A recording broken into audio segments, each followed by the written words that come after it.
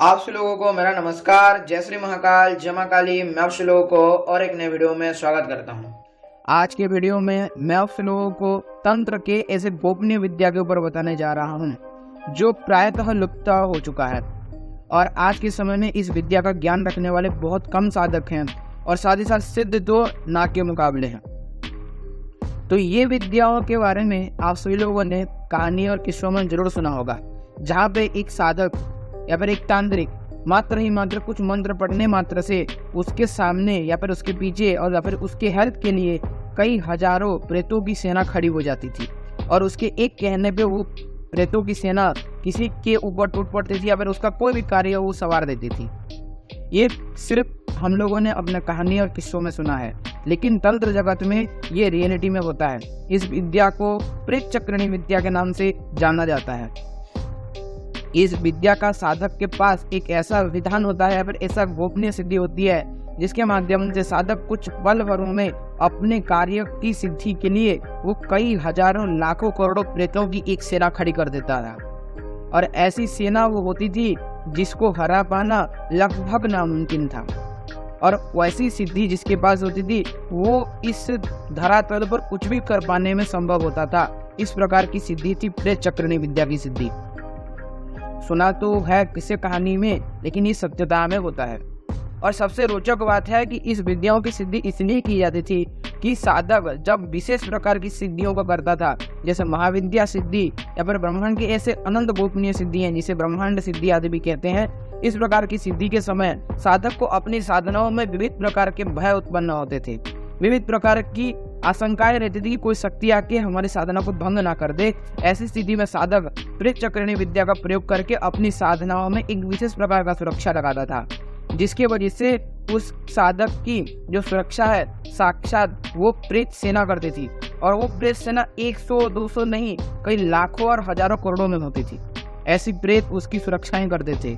उसमें विविध प्रकार के प्रेत होते थे और अत्यधिक उग्र शक्तियां होती थी जो साधक की सुरक्षा करती थी।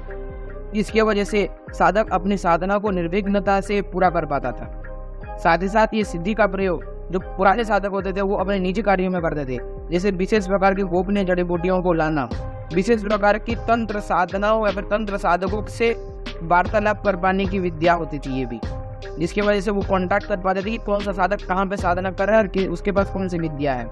इस विद्या के माध्यम से पता चलता था। अगर सही तरीके से कहा जाए तो प्रेत चक्रणी विद्या एक ऐसी विद्या थी जिसके माध्यम से आपके पास एक ऐसी ताकतवर सेना खड़ी हो सकती थी जिसके सेना के शक्ति के माध्यम से आप ब्रह्मांड के कई सारे कार्यों को संपादित कर सकते, चाहे वो आपका सुरक्षा हो, चाहे आपका किसी निजी कार्य को सिद्ध करना हो या फिर चाहे आपका कोई भी चीज या फिर कोई वस्तु या फिर द्रव्य को प्राप्त करना हो, वो सारी चीजें वो सेना आपके लिए कर देती थी। ये प्रेत चक्रणी विद्या का केवल एक भाग है जो मैंने आप लोगों को बताया। इसका और एक भाग है जो इसका नकारात्मक भाग है।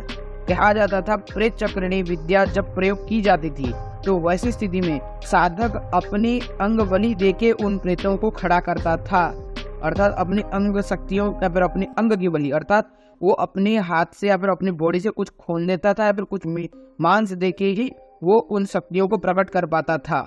इसलिए इस विद्या का प्रयोग ज्यादातर साधक एक ऐसी विशेष साधनाओं में करते थे जिसमें सिद्धि का जो परसेंटेज है वो 100% हो, अर्थात वो साधना पूरा हुआ अर्थात सिद्धि प्राप्त होगी।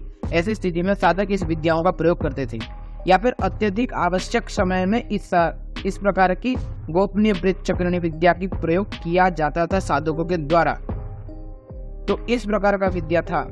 साथ ही साथ कहा जाता है कि अगर उन महाप्रेतों को जब प्रकट कर दिया जाता था या फिर उस प्रेत सेना को प्रकट कर दिया जाता था, सही समय पे जब प्रेत सेना अपनी कार्य खत्म करके वापस आएगी और भोग लेगी, उस समय अगर साधक भोग ना दे उन शक्तियों को तो तत्क्षणात साधक की मृत्यु हो जाती थी और वो साधक को मार दिया जाता था उस प्रेत सेनाओं के द्वारा।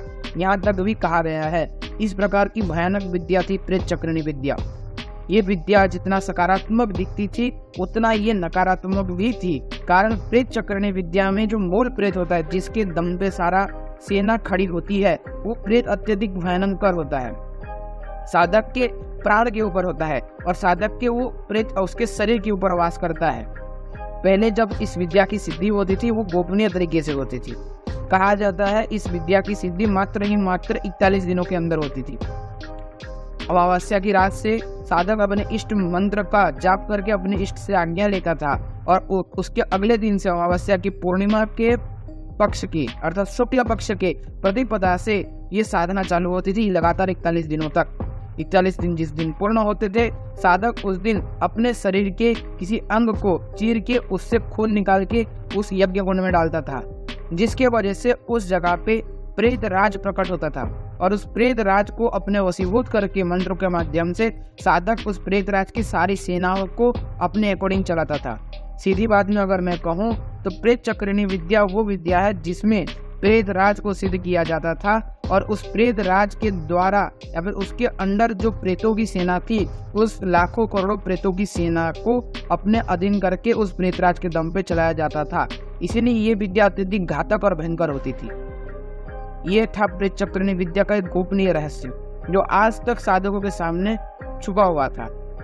आज भी इस विद्या के साधक कुछ कुछ जगहों पे विशेष गोपनीय तरीके से प्राप्त होते हैं, लेकिन वो इस प्रकार से इस विद्याओं का प्रयोग नहीं किया करते, कारण अभी के समय में ये विद्या निष्क्रिय है। क्योंकि अभी के समय जो युग है वो कार्य प्रधान नहीं, वो ज्ञान प्रधान हो चुका है और ज्ञान प्रधान होने के कारण साधक या फिर जो सामान्य मनुष्य है वो अपनी इंद्रियों के भोगों में ज्यादा लुप्तायमान है, जिसके वजह से उसके अंदर वो कार्य सिद्धि या फिर कार्य शक्ति नहीं बची, जिसके वजह से उसका दुर्गति होने पे उसका जो शक्ति है वो प्रेत बन सके।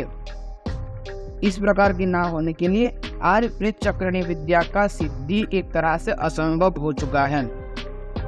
तो ये था प्रेत चक्रिणी विद्या का एक छोटा सा रहस्य जो मैंने आप लोगों के सामने रखा।